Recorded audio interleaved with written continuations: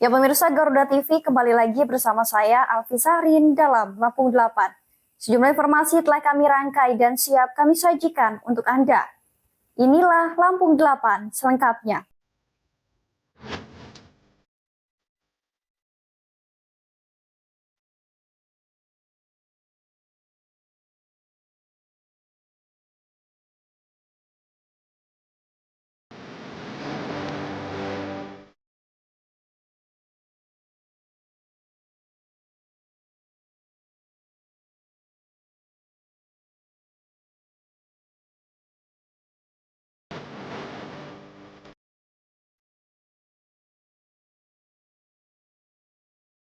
Tiga jabatan strategis Pemprov Lampung dilelang terbuka.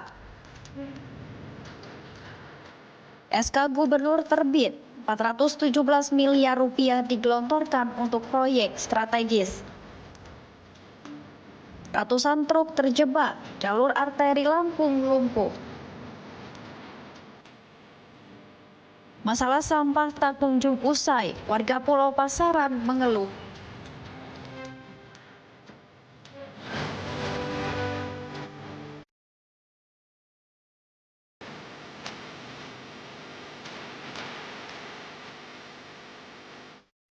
Ya pemirsa, pemerintah Provinsi Lampung membuka seleksi terbuka untuk pengisian 3 jabatan pimpinan tinggi Pratama tahun 2026. Pendaftaran dilakukan secara daring dan terbuka bagi ASN yang memenuhi persyaratan. Pemerintah Provinsi Lampung resmi menggelar seleksi terbuka atau lelang jabatan untuk 3 posisi pimpinan tinggi Pratama. Hal ini tertuang dalam pengumuman panitia seleksi yang ditandatangani Sekretaris Daerah Provinsi Lampung Marindo Kurniawan pada 27 Maret 2026. Adapun 3 jabatan strategis yang dibuka yakni Kepala Dinas Pariwisata dan Ekonomi Kreatif, Kepala Dinas Perkebunan, serta Kepala Biro Perekonomian Setda Provinsi Lampung. Seleksi ini terbuka bagi pegawai negeri sipil di lingkungan pemerintah provinsi maupun kabupaten atau kota selampung yang memenuhi persyaratan. Pendaftaran dilakukan secara daring melalui laman resmi Badan Kepegawaian Negara dan dibuka mulai 27 Maret hingga 10 April 2026. Dalam prosesnya, peserta akan melalui sejumlah tahapan seleksi, mulai dari administrasi, uji kompetensi manajerial dan sosial kultural, penulisan makalah hingga wawancara. Panitia nantinya akan menetapkan 3 kandidat terbaik untuk masing-masing jabatan sebelum diumumkan sebagai hasil akhir seleksi. Sementara itu terdapat sejumlah persyaratan umum yang harus dipenuhi pelamar, diantaranya berstatus PNS, memiliki kualifikasi pendidikan minimal sarjana, serta memiliki pengalaman jabatan yang relevan. Peserta juga diwajibkan memiliki rekam jejak yang baik, bebas dari pelanggaran disiplin serta melengkapi sejumlah dokumen administrasi seperti laporan pajak LHKPN atau LHKASN dan surat keterangan catatan kepolisian. Panitia seleksi menegaskan seluruh proses seleksi ini tidak dipungut biaya dan hasil keputusan bersifat final. Dari Bandar Lampung, Tim Liputan, Garuda TV melaporkan. Pemirsa, pemerintah Provinsi Lampung menetapkan paket strategis tahun anggaran 2026 dengan total nilai mencapai 417,93 miliar rupiah. Penetapan ini tertuang dalam surat keputusan Gubernur Lampung yang resmi diterbitkan pada awal Maret 2026. Gubernur Lampung Rahmat Mirzani Jausal menetapkan paket strategis pemerintah Provinsi Lampung tahun anggaran 2026 melalui keputusan Gubernur nomor G-B/02-B/05-HK/2026 tertanggal 4 Maret 2026. Dokumen tersebut dipublikasikan melalui laman resmi pemerintah provinsi pada 27 Maret 2026 yang memuat sejumlah proyek prioritas dengan total anggaran mencapai 417,93 miliar rupiah. Dari total anggaran tersebut, sektor infrastruktur jalan menjadi penyerap anggaran terbesar. Dinas Bina Marga dan Bina Konstruksi Provinsi Lampung mengelola dana hingga 365 miliar rupiah untuk 5 proyek utama. Proyek tersebut meliputi reservasi ruas jalan di sejumlah wilayah, seperti Bandar Jaya, Simpang Mandala di Lampung Tengah, Gedong Aji Umbul Mesir di Tulang Bawang, hingga Kasui Air Ringkih di Waikanan yang berbatasan dengan Sumatera Selatan. Selain itu terdapat proyek pelebaran jalan di ruas Simpang Korpri Purwotani Lampung Selatan guna meningkatkan kapasitas dan kelancaran arus lalu lintas. Sementara itu sektor kesehatan juga mendapat perhatian dengan alokasi anggaran sebesar 49,79 miliar rupiah melalui RSUD Dr. Haji Abdul Muluk. Dana tersebut digunakan untuk pembangunan lanjutan gedung nuklir atau SPEK, pembangunan bunker radioterapi atau LINAK, serta pengadaan alat laboratorium tuberkulosis. Di sektor lainnya, Dinas Pengelolaan Sumber Daya Air memperoleh anggaran 2,4 miliar rupiah untuk rehabilitasi jaringan irigasi Waikandis. Sedangkan Dinas Kesehatan Provinsi Lampung menerima alokasi sekitar 739 juta rupiah untuk pengadaan laboratorium kultur tuberkulosis. Pemerintah Provinsi Lampung berharap melalui paket strategis ini, pembangunan infrastruktur dan peningkatan layanan kesehatan dapat berjalan optimal, serta memberikan dampak langsung bagi masyarakat. Dari Bandar Lampung, Tim Liputan, Garuda TV melaporkan. Pemerintah Provinsi Lampung mencatat realisasi vaksinasi penyakit mulut dan kuku atau PMK sudah mencapai 61,7% dari total vaksin yang didistribusikan hingga pertengahan Maret 2026. Sebanyak 100.000 dosis telah disalurkan ke peternak di sejumlah wilayah. Kepala Dinas Peternakan dan Kesehatan Hewan Lampung, Lili Mawarti, menyebutkan dari total 100.000 dosis vaksin yang didistribusikan, sebanyak 61.739 dosis telah diberikan kepada hewan ternak hingga 16 Maret 2026. Secara keseluruhan, Lampung mendapatkan alokasi 338.000 dosis vaksin PMK pada tahun 2026, yang dibagi dalam 2 tahap, yakni tahap pertama sebanyak 169.000 dosis, sementara tahap kedua akan dilaksanakan pada awal April mendatang. Selain vaksin, pemerintah juga menyiapkan bantuan logistik berupa obat-obatan, multivitamin, obat cacing, hingga disinfektan untuk mendukung pengendalian PMK di lapangan. Upaya percepatan pengendalian PMK juga diperkuat melalui rapat koordinasi yang melibatkan 15 kabupaten kota dan pemangku kepentingan terkait. PMK menyerang hewan berkuku belas seperti sapi, kerbau, kambing, domba, dan babi, dengan tingkat penularan tinggi hingga 100% dan angka kematian mencapai 5% pada ternak dewasa. Pemprov Lampung menargetkan program vaksinasi dan pengendalian PMK dapat menjaga kesehatan ternak menjelang Hari Raya Idul Adha 2026 dan memastikan Lampung tetap menjadi salah satu lumbung ternak nasional. Dari Bandar Lampung, Verza Amelia, Garuda TV melaporkan. Ya, informasi lainnya pemirsa, Komisi 2 DPRD Provinsi Lampung mendorong pengawasan ketat dalam distribusi vaksin penyakit mulut dan kuku atau PMK agar tepat sasaran dan tidak terulang kasus kecolongan seperti tahun sebelumnya. Anggota Komisi 2 DPRD Provinsi Lampung, Fatihatul Hoiriyah, menyebut pemerintah provinsi telah menyiapkan sekitar 169.000 dosis vaksin untuk mencegah penyebaran PMK pada hewan ternak.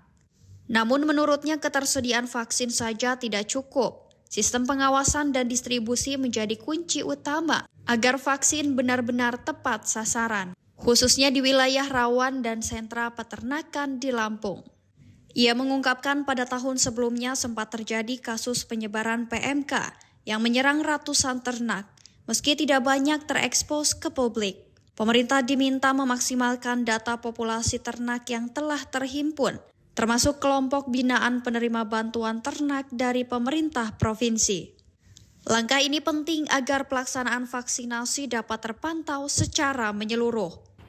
Iya, kan pasti pemerintah itu kan punya data lumbung-lumbung ternak di Provinsi Lampung itu di mana saja. titik apa namanya yang rawannya itu ada di mana. Karena kan mereka juga melakukan monitoring itu di dinas peternakan masing-masing kabupaten kota, kemudian juga kan ada binaan-binaan ya dari kayak misalnya Pemprov itu kan menyalurkan bantuan bibit itik, apa bebek, ayam, kambing dan seterusnya itu kan datanya itu kan terdata tuh menjadi apa kelompok binaannya Pemprov kan gitu loh. Jadi pasti seharusnya itu termonitor oleh pemerintah agar kemudian bisa diantisipasi pemberian vaksin untuk pencegahan terjadinya PMK itu bisa tepat sasaran. Selain itu, koordinasi antar instansi juga perlu diperkuat, termasuk pengawasan terhadap lalu lintas hewan dari luar daerah. Hal ini mengingat potensi masuknya penyakit dari wilayah lain masih cukup tinggi. Pasca Lebaran, Komisi 2 DPRD Lampung berencana memanggil seluruh organisasi perangkat daerah terkait untuk melakukan monitoring dan evaluasi terhadap langkah pencegahan PMK. Dari Bandar Lampung, Elta Metia, Garuda TV melaporkan.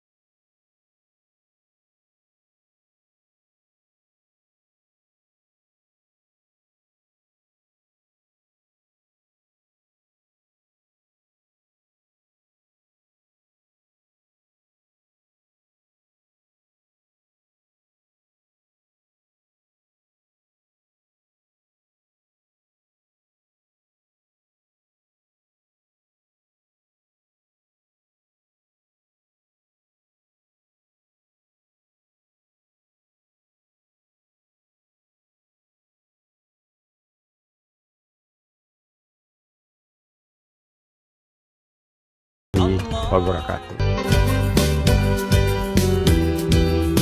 Assalamualaikum warahmatullahi wabarakatuh. Taqabbalallahu minna wa minkum. Ramadan telah kita lalui bersama. Sebulan penuh pembelajaran tentang menahan diri dan menumbuhkan cahaya dalam setiap langkah. Dalam proses itu, kita belajar bahwa setiap ikhtiar kecil memiliki makna besar dalam membentuk pribadi yang lebih tulus. Idul Fitri hadir sebagai penanda kemenangan, di mana kita kembali pada hati yang bersih untuk saling memaafkan dan mempererat kepedulian kepada sesama. Saat kita membuka hati untuk saling memaafkan, di sanalah hubungan kita menjadi lebih hangat dan bermakna. Idul Fitri bukan sekedar perayaan. Ia adalah pengingat bahwa cinta, empati, dan keikhlasan yang kita latih selama Ramadan akan menjadi cahaya penuntun kita ke depan. Nilai-nilai ini menjadi landasan kita untuk terus berkarya, memberi manfaat, dan menebar kebaikan. Saya, Fahmi Muhammad Anwari. Saya, Ayu Sini. Saya, Bung Pranoto, mengucapkan Selamat Hari Raya Idul Fitri 1447 Hijriah. Semoga Idul Fitri terus menguatkan kebersamaan di antara kita Dan menghadirkan cahaya kemenangan yang memuliakan. Mohon maaf lahir dan batin.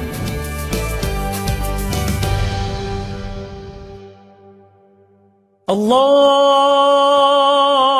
Akbar, Allahu Akbar, Allahu Akbar.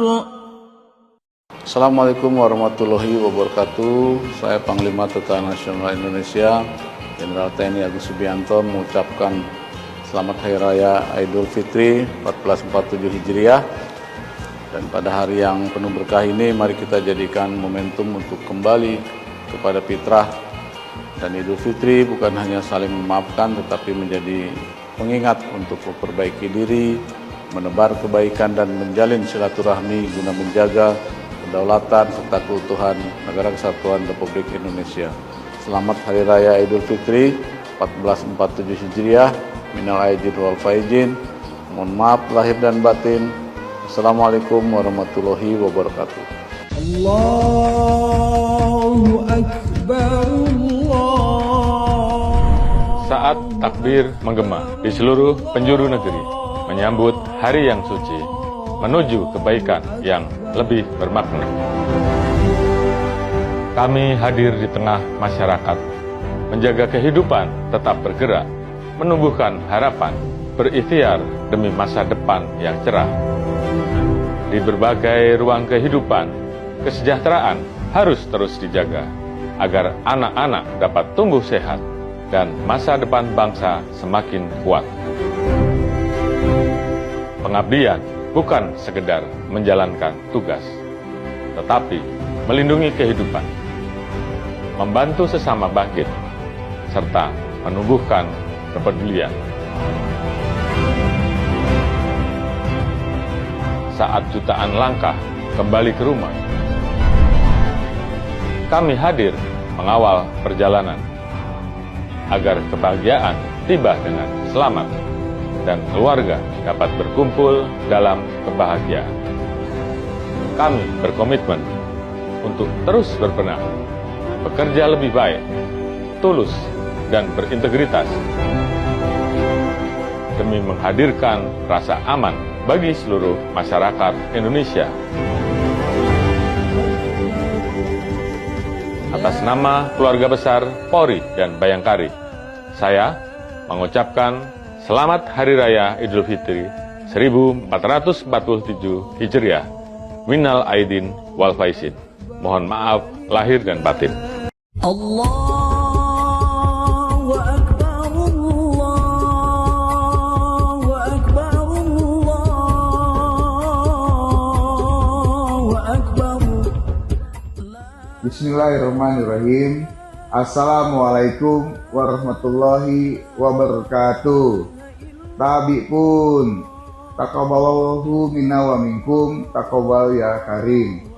Saya Sekretaris Daerah Provinsi Lampung, Marindo Kurniawan, atas nama pribadi, keluarga, dan pemerintah Provinsi Lampung mengucapkan selamat Hari Raya Idul Fitri 1447 Hijriah 2026. Minal aidin wal faizin, mohon maaf lahir dan batin. Di hari yang fitri ini, mari kita pererat silaturahmi, saling memaafkan dan menjaga kebersamaan di tengah keberagaman. Semoga suasana Idul Fitri membawa kedamaian, kebahagiaan, dan keberkahan bagi kita semua. Terima kasih. Billahi taufiq wal hidayah. Wassalamualaikum warahmatullahi wabarakatuh.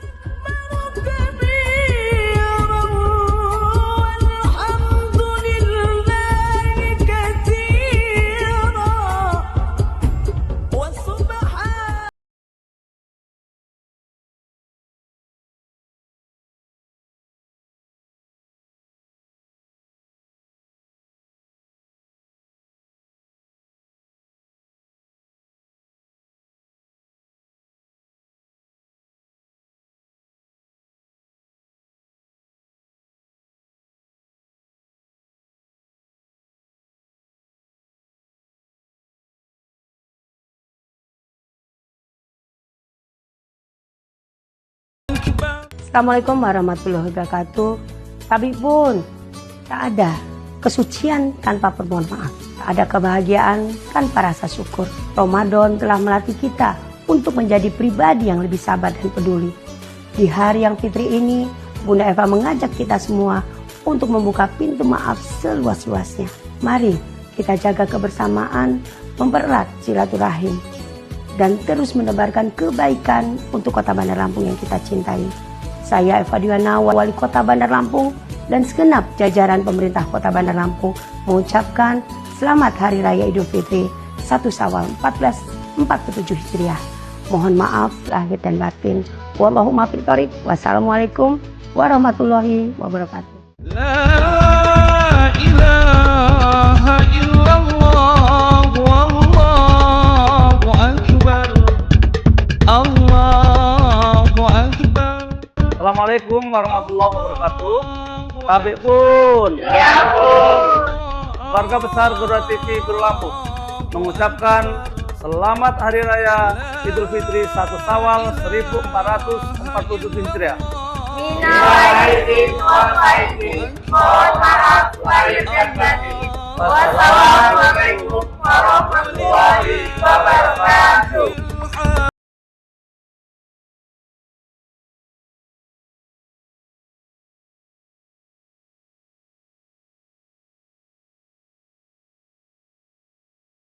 Assalamualaikum warahmatullahi wabarakatuh. Salam puari.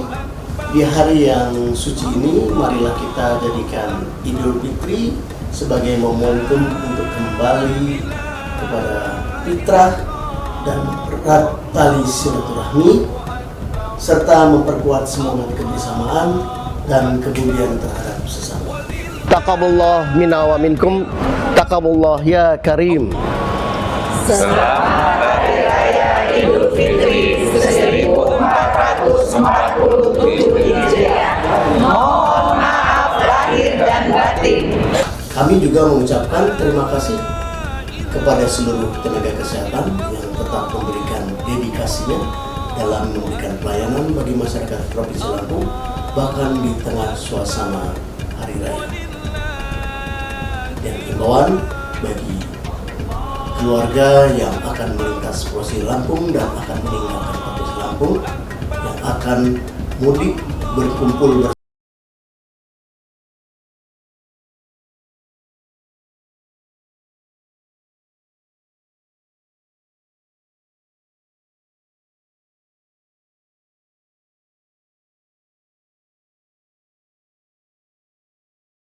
Assalamualaikum warahmatullahi wabarakatuh.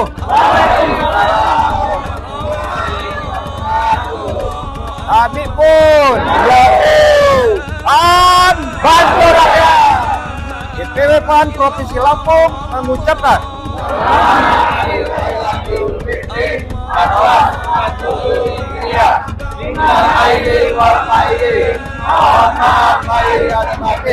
Taqabbalallahu minna wa minkum. Taqabbal ya karim. Wassalamualaikum warahmatullahi wabarakatuh. Waalaikumsalam warahmatullahi wabarakatuh.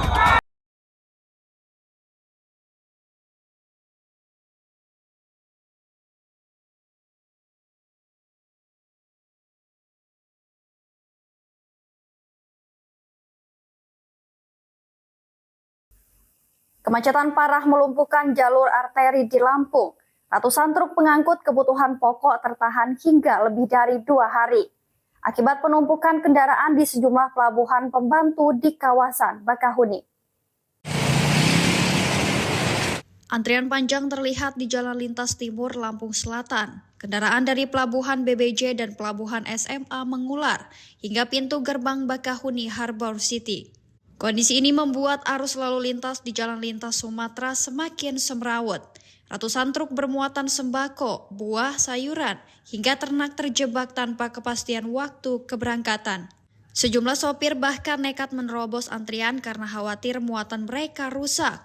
Buah dan sayuran mulai membusuk akibat terlalu lama tertahan di jalan. Sementara itu, ternak yang diangkut beresiko mati karena kelelahan dan kekurangan suplai. Petugas kepolisian bersama TNI dan Polair dikerahkan untuk mengatur lalu lintas dan menjaga situasi tetap kondusif. Namun tingginya volume kendaraan terutama dari pemudik membuat kemacetan sulit diurai. Para sopir menilai kemacetan diperparah oleh sistem pengaturan yang tidak efisien.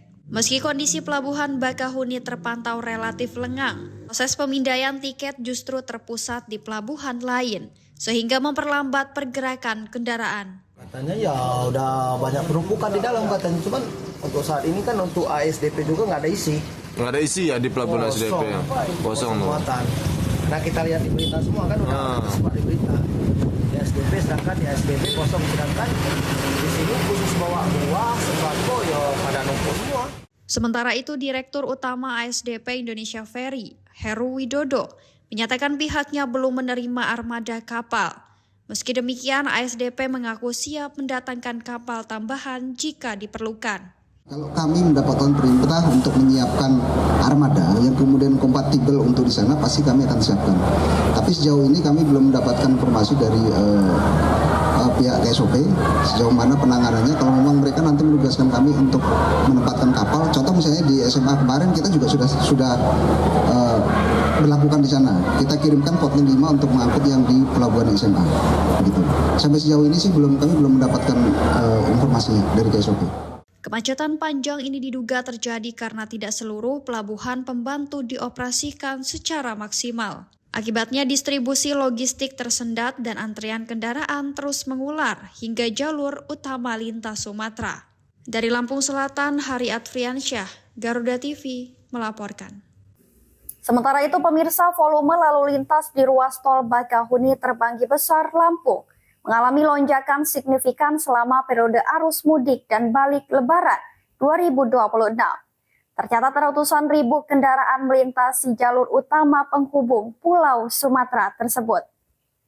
PT Bakahuni Terbanggi Besar Tol mencatat sebanyak 764.768 kendaraan melintas ruas tol Bakahuni Terbanggi Besar selama periode 11 hingga 26 Maret 2026. PLT Operation Manager PT Bakahuni Terbanggi Besar Tol, Andri Dewantoro, menyebut angka tersebut menunjukkan tingginya antusiasme masyarakat dalam menggunakan jalan tol sebagai jalur utama mudik dan arus balik Lebaran. Dibandingkan dengan volume lalu lintas harian normal, jumlah kendaraan yang melintas mengalami peningkatan signifikan hingga 77%. Tidak hanya itu, jika dibandingkan dengan periode Lebaran tahun 2025, volume kendaraan pada tahun ini juga mengalami kenaikan, meski relatif tipis, yakni sekitar 1%. Peningkatan ini menunjukkan tren pertumbuhan trafik yang konsisten di salah satu ruas tol terpanjang di Indonesia tersebut.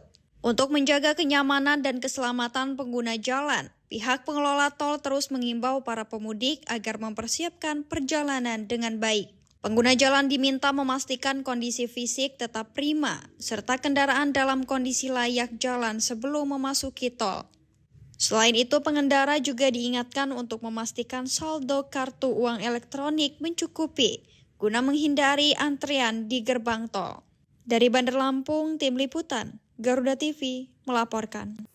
Ya pemirsa, warga Pulau Pasaran, Bandar Lampung mengeluhkan persoalan sampah yang tak kunjung teratasi. Mereka berharap pemerintah dapat menyediakan alat pemusnah limbah ramah lingkungan berupa insenerator untuk mengurangi penumpukan sampah. Permasalahan sampah masih menjadi keluhan utama warga Pulau Pasaran, Kelurahan Kota Karang, Kecamatan Teluk Betung Timur, Kota Bandar Lampung. Sejumlah upaya sebenarnya telah dilakukan. Sampah rumah tangga diangkut menggunakan kendaraan bentor, lalu dibawa ke tempat pemrosesan akhir atau TPA Bakung. Namun kondisi tersebut dinilai belum efektif mengatasi persoalan yang ada. Sampah masih kerap menumpuk dan bahkan memicu perselisihan antar warga yang membayar iuran dengan pengemudi pengangkut sampah. Tak hanya sampah domestik, warga juga dihadapkan pada kiriman sampah dari aliran sungai. Saat air laut surut, sampah terbawa ke tengah laut. Namun ketika air pasang, sampah kembali menumpuk di pesisir Pulau Pasaran. Kondisi ini tidak hanya mengganggu pemandangan, tetapi juga menimbulkan bau tak sedap serta meningkatkan resiko penyakit bagi warga sekitar. Sebagai solusi, warga berharap pemerintah dapat menghadirkan insinerator, yakni alat pemusnah sampah dengan pembakaran suhu tinggi yang lebih ramah lingkungan. Sampahnya di situ gitu, udah ada titik. Ada tempat sampahnya juga, tapi masalah kendalanya itu kendaraan kita kayak bentor itu nggak semuanya bisa mencangkup ke ujung-ujung situ, kayak ke ujung-ujung pelosok situ. Jadi kadang ya kita kreatif lah. Jadi sampahnya itu kita bungkus ke dalam karung, habis itu kita kompres, kita lakukan penimbunan dari situ. Jadi sebagai alternatif batu, karena kalau kita pakai batu untuk nimbun pulau, tapi balik lagi kita ini ada kali yang di sini nih. Itu kalau nggak percaya mas, nanti tunggu sampai sore atau malam subuh, lihat kali sampah dari kota banyak banget. Selama ini sebagian warga mengatasi sampah dengan cara dibakar secara mandiri, lalu sisa pembakaran digunakan untuk menimbun dengan batu. Namun cara tersebut dinilai belum optimal dan berpotensi mencemari lingkungan. Pulau Pasaran sendiri dikenal sebagai sentra produksi ikan teri sekaligus destinasi wisata lokal. Jembatan Pulau Pasaran kerap dikunjungi warga untuk menikmati pemandangan laut dan berfoto. Dari Bandar Lampung, Hermawan Kanujaya, Garuda TV melaporkan. Allahu Akbar, Allahu Akbar, Allahu Akbar. Bismillahirrahmanirrahim. Assalamualaikum warahmatullahi wabarakatuh. Tabi pun taqabbalallahu minna wa minkum taqabbal ya karim. Saya Sekretaris Daerah Provinsi Lampung, Marindo Kurniawan, atas nama pribadi, keluarga, dan pemerintah Provinsi Lampung mengucapkan selamat Hari Raya Idul Fitri 1447 Hijriah 2026. Minal aidin wal faizin, mohon maaf lahir dan batin. Di hari yang fitri ini, mari kita pererat silaturahmi, saling memaafkan dan menjaga kebersamaan di tengah keberagaman. Semoga suasana Idul Fitri membawa kedamaian, kebahagiaan, dan keberkahan bagi kita semua. Terima kasih. Billahi taufiq wa hidayah. Wassalamualaikum warahmatullahi wabarakatuh.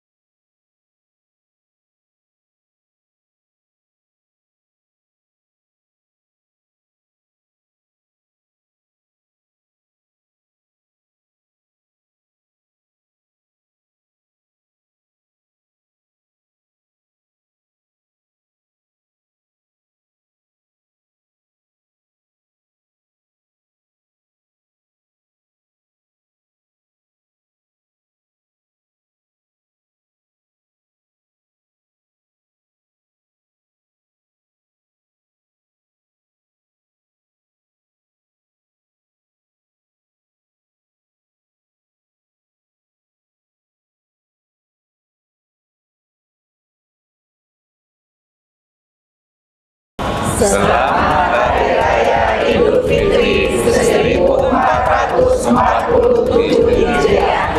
Mohon maaf lahir dan batin. Kami juga mengucapkan terima kasih kepada seluruh tenaga kesehatan yang tetap memberikan dedikasinya dalam memberikan pelayanan bagi masyarakat Provinsi Lampung, bahkan di tengah suasana Hari Raya.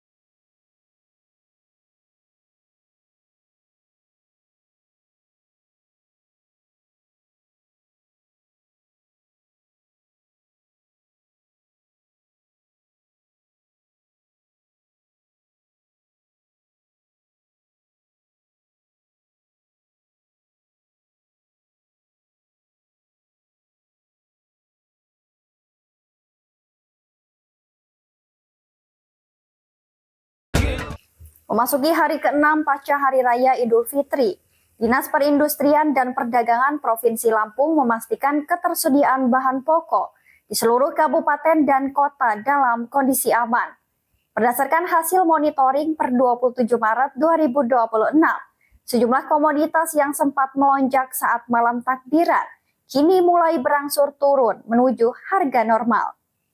Memasuki pekan pertama pasca Lebaran 2026, aktivitas perdagangan di pasar-pasar tradisional di Lampung kembali berjalan normal.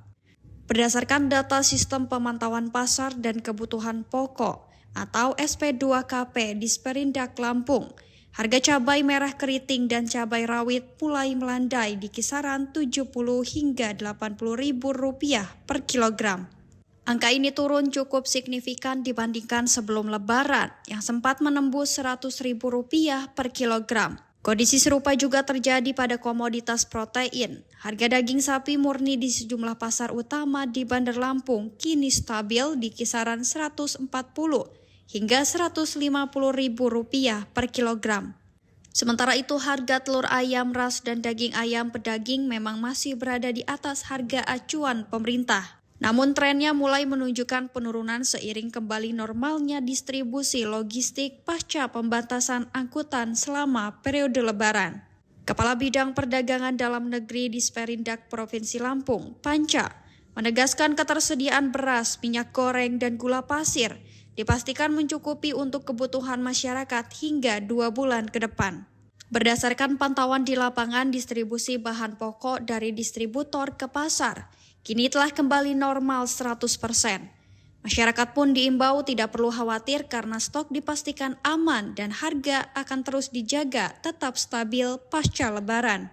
Dari Bandar Lampung, Verza Amelia, Garuda TV, melaporkan.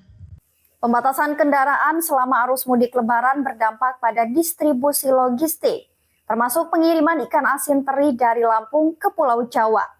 Akibatnya para pengasin di Pulau Pasaran mengalami kerugian. Pembatasan kendaraan di jalur penyeberangan khususnya lintasan Merak-Bakahuni menyebabkan antrian panjang selama arus mudik Lebaran.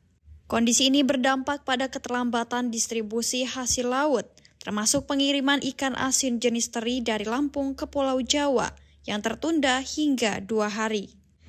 Keterlambatan tersebut berimbas langsung pada kualitas produk. Ikan asin yang seharusnya segera dipasarkan mengalami penurunan mutu, sehingga harga jual ikut merosot. Harga ikan asin teri bahkan turun hingga 30% dari harga normal. Dari sebelumnya sekitar Rp50.000 per kilogram, kini hanya berkisar antara Rp30 hingga Rp40.000. Tak hanya itu, daya beli masyarakat yang menurun selama Ramadan turut memperparah kondisi pasar ikan asin tahun ini. Salah seorang pengasin, Abdul Aziz, mengaku mengalami kerugian akibat keterlambatan pengiriman yang tidak bisa dihindari. Ya kalau untuk sekarang kendalanya pengiriman. Biasanya kan paket, sore berangkat, pagi sampai Jakarta. Sekarang 2 hari. Sekarang gara-gara mudik apa gimana nggak tahu. Pembatasan kendaraan. Kendaraan sekarang. Soalnya ikan kemarin semalam kirim masih dipakau mobil. Kita kirim kemana? Ke Jakarta. Oh, ke Jakarta. Kendalanya untuk sekarang itu di pengiriman. Koperasi nelayan sebenarnya memiliki peran penting dalam mengelola produksi, distribusi, hingga pemasaran hasil laut. Namun keterbatasan modal masih menjadi kendala utama yang dihadapi para pelaku usaha. Program Kampung Nelayan Modern yang kini bertransformasi menjadi Kampung Nelayan Merah Putih diharapkan dapat terus berlanjut dan memberikan dampak nyata bagi para pengasin dan nelayan di wilayah tersebut. Dengan berbagai tantangan mulai dari distribusi hingga permodalan, para nelayan berharap adanya solusi konkret dari pemerintah agar sektor perikanan tetap bertahan dan stabil. Dari Bandar Lampung, Hermawan Kanujaya, Garuda TV melaporkan. Aksi blokade rel kereta api di Bandar Lampung pasca insiden serempet antara mobil dan kereta dipastikan bukan dilakukan warga setempat. PT Kereta Api Indonesia menegaskan, tindakan tersebut merupakan pelanggaran hukum sesuai Undang-Undang Perkereta-apian. Insiden serempet antara mobil dan kereta api terjadi saat malam takbiran pada 20 menuju 21 Maret sekitar pukul 12 malam waktu Indonesia Barat. Menurut keterangan warga, mobil jenis Expander melaju kencang dan masuk ke perlintasan tanpa palang pintu. Saat kendaraan berada di tengah rel, kereta api melintas dan menyerempet bagian mobil. Beruntung pengendara berhasil memundurkan kendaraannya sehingga terhindar dari kecelakaan yang lebih fatal.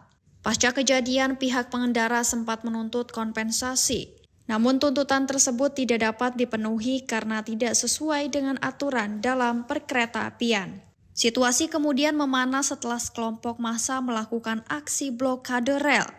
Warga setempat menegaskan sekitar 20 orang yang terlibat bukan berasal dari lingkungan mereka, melainkan dari luar wilayah.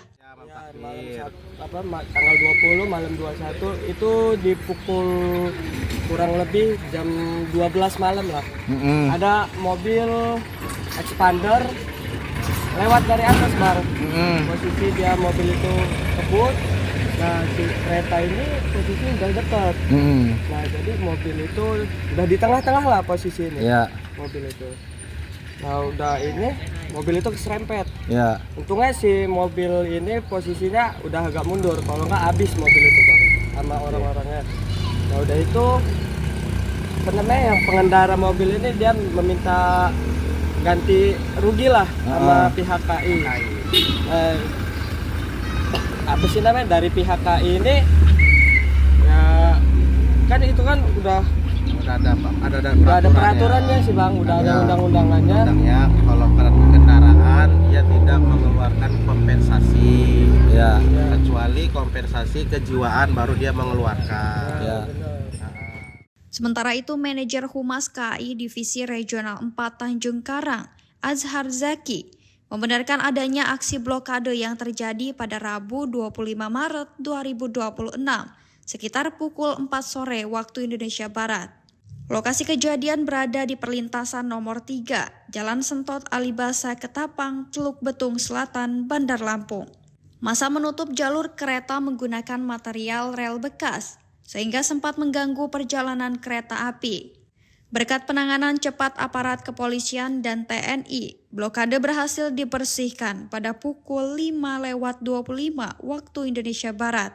Jalur kembali normal dan kereta dapat melintas menuju stasiun Tarahan. PT KAI menyampaikan apresiasi kepada aparat keamanan atas respon cepat dalam mengatasi gangguan tersebut. Azhar Zaki menegaskan tindakan memblokade rel merupakan pelanggaran hukum, sebagaimana diatur dalam Undang-Undang Nomor 23 Tahun 2007 tentang Perkereta-apian. Setiap orang dilarang merusak, menghalangi, atau menggunakan jalur kereta api di luar kepentingan operasional. Sementara itu, warga setempat menegaskan tidak terlibat dalam aksi tersebut. Mereka justru menyoroti minimnya fasilitas keselamatan di perlintasan yang belum dilengkapi palang pintu resmi. Warga berharap pemerintah segera membangun palang pintu guna mencegah kejadian serupa terulang di masa mendatang. Dari Bandar Lampung, Elta Metia, Garuda TV melaporkan.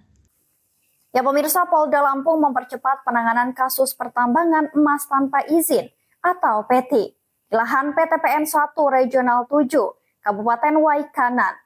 Penyidik kini tengah merampungkan berkas perkara agar segera dilimpahkan ke Jaksa Penuntut Umum.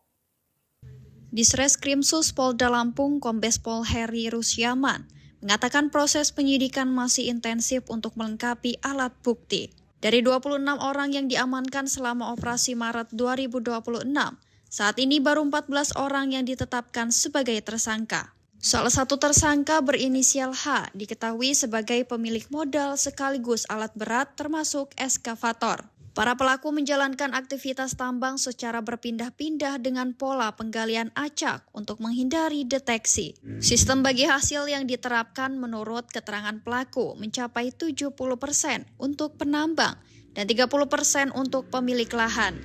Komposisi pelaku beragam, mulai dari masyarakat umum hingga oknum perusahaan. Puluhan alat berat pun telah disita sebagai barang bukti. Penyidik juga fokus mengungkap aktor intelektual yang diduga mengendalikan operasional tambang ilegal tersebut.